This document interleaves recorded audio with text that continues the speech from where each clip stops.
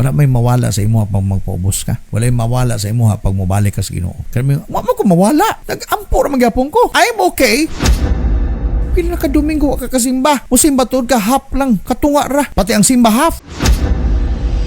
Sa ko nag-ingon ninyo, God will always forgive us because God is a forgiving God. Pero huwag nating hayaan darating ang panahon, daga na tag-damage o sa apat na muduol sa Ginoo. Sa tanang namati karon, warning na ako sa inyo ha. Wala ta mo hadlo ka because ang Bible nag-ingon. Kung sa imong gitanong mo, po imong anihon.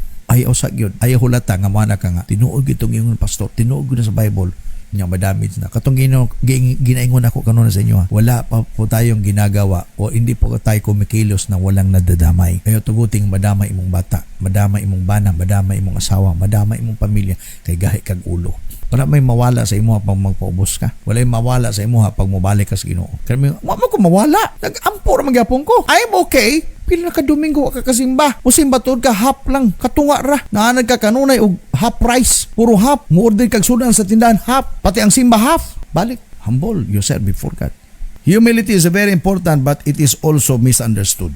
Importante ang pagpaubos. Delikado kapag magpadul ka sa pride. Sibat, humble yourself. Pero sa kung naging ang humbleness is very important but it is also very misunderstood. Daghang mga tao nga mag-decide nga magpaubos sila. Kaysa di magpaubos sila, luoy na kayo sila. Ako magpaubos ko, sa pagtuon nila nako, luoy na kayo ko. Mali ng konsepto. E pagtuon nila pag magpasaylo ka, ikaw na noon ang pinakamaot. No. Wala ka gipaubos the moment you humble yourself before God.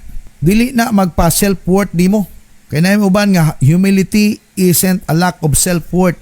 Kanamaan ka ba nga, kung magpaubos ko, pagtuon nila sa ako, makasala na gigay ko. No, it's not about that. That is not the heart of humility. Humility is when we stop thinking about and stop centering our lives and stop focusing ourselves and we begin to center on and submit to God. Yan po ang humility. Sabot pasabot na, pag ang humility, gipadaplin mo imong kaugalingon, gipadaplin mo imong plano, gipadaplin mo imong gusto, gipadaplin mo imong desire, then ang imong gipatunga mao si Kristo. That is humility. True humility is not thinking less of yourself, mato pa ni C.S. Lewis, but is thinking of yourself less. Ang tinuod nga pagpaubos, dili sa pagunahon na ang gipababa nimo imong kaugalingon, luoy na kayo ka, but is thinking of yourself less. Hindi po ikaw, si Lord. Humility isn't about thinking less or devaluing yourself. It's about centering on and valuing God as He should be focused on in your life. Itagaan mo bili si Lord ba? Dili na imong kaugalingon. Wala nimo gi-devalue imong kaugalingon, but gi-value nimo si Lord and let God put value on you. Ang pagtuon nato nga kita na pinakaluoy sa din nagpaubos ka. Kanabay natay sinultian ba nga? Sukol pud. Yes, jokes. At walay mawala sa iba kung magpaubos ka. Si Jesus is our best example. The time gidagmalan siya, giluwaan siya, gisikaran siya, gipainom siya suka, gisamaran siya, gikan sa galimpungan to siyang lapalapa.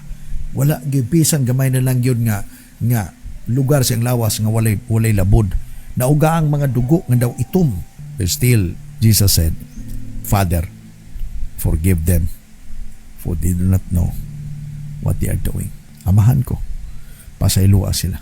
Wala sila masayod silang gibuhat.